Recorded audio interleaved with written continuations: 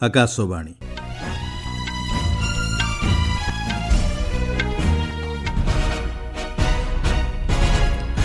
संवाद पढ़ुछंती सत्यव्रत बेहुरा।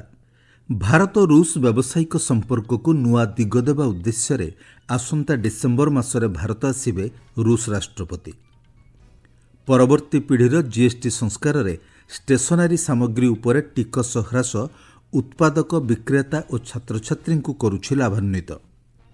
मध्य प्रदेश रे एक ट्रैक्टर डाला नदी मध्य को खसी पड़िबा फଳରେ 10 मृत। अमेरिकार सृष्टि होइथिबा आर्थिक अचलावस्था जोगु छुट्टी रे गले 7,50,000 सरकारी कर्मचारी। एवं अहमदाबाद रे चलिथिबा क्रिकेट टेस्ट मैच रो आज द्वितीय दिन रे वेस्टइंडीज विरोध रे 121 रन प्रथम इनिंग्स जारी रखिबो भारत। रूस राष्ट्रपति व्लादिमीर पुतिन चलित वर्ष डिसेम्बर मासरे भारत गस्तरे आसिबे।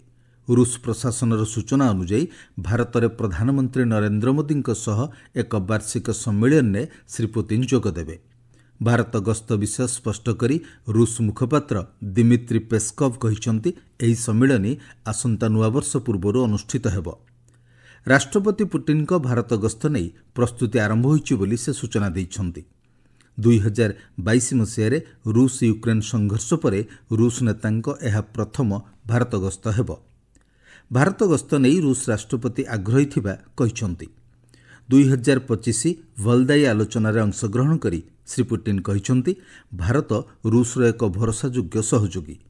प्रधानमंत्री नरेंद्र मोदी को जड़े विज्ञ नेता और दृढ़ व्यक्तित्व बोली से कहिसंति। उभय देश मध्य चलिथिबा वाणिज्य कारोबार सामान्य ह्रास पाइथिले मध्य आगामी दिन में एहाकु आहुरी सशक्त करिबा उपरे रूस राष्ट्रपति गुरुत्व आरोप करिसंति। से कहिसंति उभय देश मध्य थिबा विभिन्न सुजोगर सदव्यवहार लगी पदक्षेप ग्रहण कराजिबो। विशेषकर परिवहन क्षेत्र में देखा देउथिबा असुविधा को दूर करी जेभली सीमापार देय व्यवस्था को त्वरित करा जाई परिबो से नै मध्य द्विपक्षीय आलोचना कराजिबो। एनै रूस राष्ट्रपति आगुआ प्रस्तुति उपरे गुरुत्व देउछन्ति बोली कुहा जाइछि। उभय देश आंतर्जातिक राजनैतिक घटनावली उपरे तीक्ष्ण दृष्टि रखिबा सह विभिन्न क्षेत्र में उभय देश मध्य वाणिज्य व्यतीत सांस्कृतिक क्षेत्र मध्य विकसित होउतिबा श्री पुतिन कहिसंति। सुरक्षा एवं प्रतिरक्षा क्षेत्र में भारत एवं रूस मध्य गभीर संपर्क रहिछि बोली से कहिसंति। गांधीवादी तथा स्वाधीनता संग्रामी जी पारिकर गतकाली 100 वर्ष बयस मुंबई रे देहांत होइछि। से तांको जीवनकाल मध्य प्रथमे 1942 मसीह भारत छाड़ आंदोलन समय एवं द्वितीय थर जरूरीकालीन परिस्थिति समय जेल जाइथिले। से भली परिस्थिति मध्य से समाज प्रति तांकर कर्तव्य भूली नथिले। जने छात्रकर्मी भाव से तांको सार्वजनीन जीवन आरंभ करी 1940 दशकर प्रारंभ में सौराष्ट्र एवं मुंबई रे विभिन्न आंदोलन में सक्रिय भाव में अंशग्रहण करथिले। श्री पारिक छात्र कांग्रेस बॉम्बे यूनिट सभापति भाव में कार्य करथिले। प्रधानमंत्री नरेंद्र मोदी द्वारा घोषणा करा जाइथिबा जीएसटी संचय उत्सव गत मास 22 तारिखରୁ आरंभ होइथिबा बेले या समाजर समस्त वर्गर लोकंकु लाभ देउथिबा जणा पड़िछि। परवर्ती पीढ़ीर जीएसटी संस्कार देशर परोक्ष टिकस व्यवस्था रे परिवर्तन करिछि। विभिन्न सेवा और सामग्री उपरे टिकस ह्रास पाइबा द्वारा साधारण लोके आश्वस्ति लाभ करिसंति। प्रधानमंत्री नरेंद्र मोदी देशर सामग्रिक विकास रे जीएसटी संस्कारर प्रमुख भूमिका रहिछि बोली कहिसंति। ये रिफॉर्म भारत की ग्रोथ स्टोरी को एक्सेलरेट करेंगे, कारोबार को और आसान बनाएंगे, निवेश को और आकर्षक बनाएंगे और हर राज्य को विकास की दौड़ में बराबरी का साथी बनाएंगे। पिछले 11 साल में देश में 25 करोड़ लोगों ने गरीबी को हराया है, गरीबी को परास्त किया है और गरीबी से बाहर निकल करके 25 करोड़ का एक बहुत बड़ा समूह नियो मिडिल क्लास के रूप में आज देश के अंदर बहुत बड़ी भूमिका अदा कर रहा है। परवर्ती पीढ़ीर जीएसटी संस्कार रे केंद्र सरकार विभिन्न प्रकार स्टेशनरी सामग्री उपरे टिकस ह्रास करिसंति। पेंसिल समेत नोटबुक, खाता, ग्राफ खाता एवं लैबोरेटरी नोटबुक उपरे पूर्वरु थिबा 12% जीएसटी को संपूर्ण छाड़ करा जाइछि। सेहीपरि इरेजर, पेंसिल कटर उपरु मध्य जीएसटी छाड़ करा जाइछि। ଜ୍ୟାମିତି ବାକ୍ସ ଏବଂ ଗଣିତରେ ବ୍ୟବହାର ହେଉଥିବା ଉପକରଣ ଉପରେ ଜିଏସ୍ଟି ହାରକୁ 5%କୁ ହ୍ରାସ କରାଯାଇଛି। ଏହିସବୁ ପରିବର୍ତ୍ତନ ଫଳରେ ଷ୍ଟେସନାରୀ ଦ୍ରବ୍ୟର ମୂଲ୍ୟ ହ୍ରାସ ପାଇଛି, ଯାହା ଉତ୍ପାଦକ, ବିକ୍ରେତା, ଛାତ୍ରଛାତ୍ରୀ ଏବଂ ଅଭିଭାବକମାନଙ୍କୁ ଆର୍ଥିକ ସୁବିଧା ପ୍ରଦାନ କରିଛି। ଏନେଇ ବିକ୍ରେତା ଉପଭୋକ୍ତାମାନେ କହିଛନ୍ତି, इस बार जो सरकार ने फ़ायदा दिया है उसमें हमारे कॉपियों के ऊपर, पेंसिल्स के ऊपर, रबड़ के ऊपर बिल्कुल जीरो जीएसटी हो चुका है। जो 18 था वो बिल्कुल फ्री कर दिया, तो उससे रेटों में भी फ़र्क आएगा और जो हमारे ग्राहक है उनको भी 2 पैसे का फ़ायदा होगा। तो और बच्चों के लिए ये बेनिफिट है कि जो अभी बोझ बढ़ रहा था कि हमारे यहाँ पे पैसे बहुत ज़्यादा लग रहे थे फीस वगैरह का और इनका आइटमों के ऊपर, तो वो थोड़ा सा उनको फ़ायदा मिलेगा। जो एक्सरसाइज नोटबुक इन्होंने फ्री करी है, ये भी बच्चों को पढ़ने के लिए बहुत अच्छी और शिक्षा को आगे बढ़ाने के लिए काफ़ी सरकार का एग्रेसिव कदम है। ମଧ୍ୟପ୍ରଦେଶର ଏକ ଟ୍ରାକ୍ଟର ଡାଲା ନଦୀ ମଧ୍ୟକୁ ଓଲଟି ପଡ଼ିବାରୁ 10 ଜଣଙ୍କର ମୃତ୍ୟୁ ହୋଇଛି। ଖଣ୍ଡୁଆ ଜିଲ୍ଲାର ଜମଲି ଗ୍ରାମରେ ଏକ ଅଣଓସାରିଆ ପୋଲରେ ଟ୍ରାକ୍ଟରଟି ଯାଉଥିବା ବେଳେ ତାହାର ଡାଲାଟି ନଦୀ ମଧ୍ୟକୁ ଖସି ପଡ଼ିଥିଲା। ଦୁର୍ଗା ମୂର୍ତ୍ତି ବିସର୍ଜନ କରି ଫେରିବା ସମୟରେ ଏହି ଦୁର୍ଘଟଣା ଘଟିଥିଲା। ଟ୍ରାକ୍ଟର ଡାଲାରେ ଥିବା 14 ଜଣ ଲୋକଙ୍କ ମଧ୍ୟରୁ 10 ଜଣଙ୍କର ଘଟଣାସ୍ଥଳରେ ମୃତ୍ୟୁ ହୋଇଥିବା ସୂଚନା ମିଳିଛି। ସ୍ଥାନୀୟ ପ୍ରଶାସନ ଏବଂ ଗ୍ରାମବାସୀଙ୍କ ସହଯୋଗରେ ଅଧରାତି ପର୍ଯ୍ୟନ୍ତ ରିଲିଫ୍ ଓ ଉଦ୍ଧାର କାର୍ଯ୍ୟ ଜାରି ରହିଥିଲା। ପ୍ରଧାନମନ୍ତ୍ରୀ ନରେନ୍ଦ୍ର ମୋଦି ଏହି ଘଟଣାରେ ଦୁଃଖ ପ୍ରକାଶ କରିବା ସହ ପ୍ରାଣ ହରାଇଥିବା ଲୋକଙ୍କ ପରିବାରବର୍ଗଙ୍କୁ ସାନ୍ତ୍ୱନା ଦେଇଛନ୍ତି। ଶ୍ରୀ ମୋଦି ଆହତମାନଙ୍କ ଆଶୁ ଆରୋଗ୍ୟ କାମନା କରିବା ସହ ମୃତକଙ୍କ ପରିବାରକୁ 2 ଲକ୍ଷ ଟଙ୍କା ଲେଖାଏଁ ଏବଂ ଆହତମାନଙ୍କ ପାଇଁ 50,000 ଟଙ୍କା ଲେଖାଏଁ ଅନୁକମ୍ପାମୂଳକ ସହାୟତା ରାଶି ଘୋଷଣା କରିଛନ୍ତି। ମଧ୍ୟପ୍ରଦେଶ ମୁଖ୍ୟମନ୍ତ୍ରୀ ମୋହନ ଯାଦବ ମଧ୍ୟ ମୃତକଙ୍କ ପରିବାରକୁ 4 ଲକ୍ଷ ଟଙ୍କା ଲେଖାଏଁ ସହାୟତା ଅର୍ଥ ଘୋଷଣା କରିଛନ୍ତି। ଆପଣମାନେ ସମ୍ବାଦ ଶୁଣୁଛନ୍ତି ଆକାଶବାଣୀରୁ।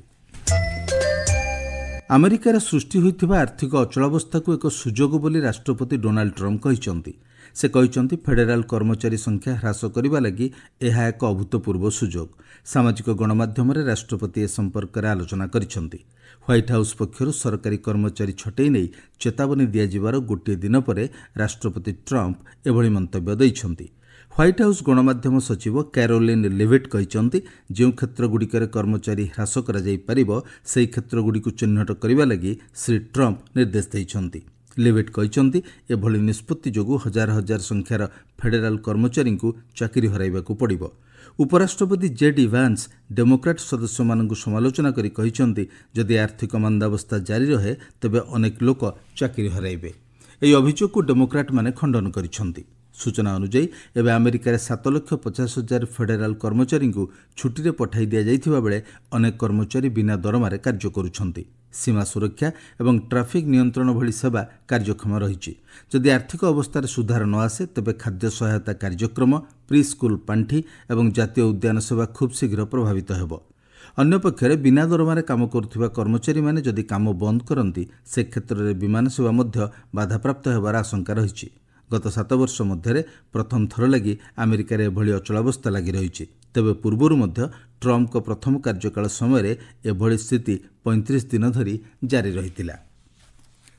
ଅହମ୍ମଦାବାଦର ନରେନ୍ଦ୍ର ମୋଦି ଷ୍ଟାଡିୟମରେ ଚାଲିଥିବା 2 ମ୍ୟାଚ୍ ସିରିଜର ପ୍ରଥମ ଟେଷ୍ଟର ଆଜି ଦ୍ୱିତୀୟ ଦିନରେ ଭାରତ ଗତକାଲିର 2 ୱିକେଟ୍ରେ 121 ରନ୍ରୁ ପ୍ରଥମ ଇନିଂସ ଜାରି ରଖିବ। ଗତକାଲି ଖେଳ ଶେଷ ହେବା ବେଳକୁ କେଏଲ୍ ରାହୁଲ 53 ଏବଂ ଶୁଭମନ ଗିଲ୍ 18 ରନ୍ କରି ଅପରାଜିତ ଥିଲେ। ପ୍ରଥମେ ବ୍ୟାଟିଂ କରିବାକୁ ନିଷ୍ପତ୍ତି ନେଇ ୱେଷ୍ଟଇଣ୍ଡିଜ୍ ପ୍ରଥମ ଇନିଂସରେ 162 ରନ୍ରେ ସମସ୍ତ ୱିକେଟ୍ ହରାଇଥିଲା। ଭାରତ ପକ୍ଷରୁ ମହମ୍ମଦ ସିରାଜ 4ଟି ଏବଂ ଜସପ୍ରୀତ ବୁମରା 3ଟି ୱିକେଟ୍ ନେଇଥିଲେ।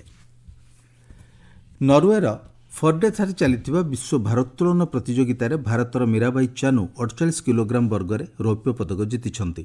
2022 ମସିହା ପରେ ପ୍ରଥମ ବିଶ୍ୱ ଚାମ୍ପିୟନସିପ୍ରେ ଭାଗ ନେଇଥିବା ମୀରାବାଇ 84 ଏବଂ 115 କିଲୋଗ୍ରାମ ବର୍ଗରେ ମଧ୍ୟ ଭାଗ ନେଇଥିଲେ। ଏହି ପ୍ରତିଯୋଗିତାରେ କୋରିଆର ବିଶ୍ୱ ଚାମ୍ପିୟନ ରି ସାଙ୍ଗ ଗୁମ୍ ସ୍ୱର୍ଣ୍ଣ ପଦକ ହାସଲ କରିଛନ୍ତି। ନୂଆଦିଲ୍ଲୀରେ ଚାଲିଥିବା ବିଶ୍ୱ ପାରାକ୍ରୀଡ଼ା ପ୍ରତିଯୋଗିତାରେ ଗତକାଲି ଭାରତ 2ଟି ପଦକ ହାସଲ କରିଛି। ଫଳରେ ଭାରତ ଏପର୍ଯ୍ୟନ୍ତ 4ଟି ସ୍ୱର୍ଣ୍ଣ, 5ଟି ରୌପ୍ୟ ଏବଂ 2ଟି ବ୍ରୋଞ୍ଜ ପଦକ ପାଇଛି। ଭାରତର ଧର୍ମବୀର ନେନ୍ ପୁରୁଷ F51 କ୍ଲବ୍ ଥ୍ରୋରେ 29.71 ମିଟର ଦୂରତା ଫିଙ୍ଗି ରୌପ୍ୟ ପଦକ ଜିତିଛନ୍ତି। ସର୍ବିଆର ଆଲେକ୍ଜାଣ୍ଡର ରାଡିସେକ୍ ସ୍ୱର୍ଣ୍ଣ ପଦକ ହାସଲ କରିଛନ୍ତି। ମୁଖ୍ୟ ସମ୍ବାଦ ପୁଣିଥରେ। ଭାରତ ରୁଷ ବ୍ୟବସାୟିକ ସମ୍ପର୍କକୁ ନୂଆ ଦିଗ ଦେବା ଉଦ୍ଦେଶ୍ୟରେ ଆସନ୍ତା ଡିସେମ୍ବର ମାସରେ ଭାରତ ଆସିବେ ରୁଷ ରାଷ୍ଟ୍ରପତି। ପରବର୍ତ୍ତୀ ପିଢ଼ି ଜିଏସ୍ଟି ସଂସ୍କାରରେ ଷ୍ଟେସନାରୀ ସାମଗ୍ରୀ ଉପରେ ଟିକସ ହ୍ରାସ ଉତ୍ପାଦକ, ବିକ୍ରେତା ଓ ଛାତ୍ରଛାତ୍ରୀଙ୍କୁ କରୁଛି ଲାଭାନ୍ୱିତ। ମଧ୍ୟପ୍ରଦେଶରେ ଏକ ଟ୍ରାକ୍ଟର ଡାଲା ନଦୀ ମଧ୍ୟକୁ ଖସି ପଡ଼ିବା ଫଳରେ 10 ମୃତ। ଆମେରିକାରେ ସୃଷ୍ଟି ହୋଇଥିବା ଆର୍ଥିକ ଅଚଳାବସ୍ଥା ଯୋଗୁଁ ଛୁଟିରେ ଗଲେ 7,50,000 ସରକାରୀ କର୍ମଚାରୀ। ଏବଂ ଅହମ୍ମଦାବାଦରେ ଚାଲିଥିବା କ୍ରିକେଟ ଟେଷ୍ଟ ମ୍ୟାଚ୍ର ଆଜି ଦ୍ୱିତୀୟ ଦିନରେ ୱେଷ୍ଟଇଣ୍ଡିଜ୍ ବିରୋଧରେ 121 ରନ୍ରୁ ପ୍ରଥମ ଇନିଂସ ଜାରି ରଖିବ ଭାରତ। ସମ୍ବାଦ ଶେଷ ହେଲା।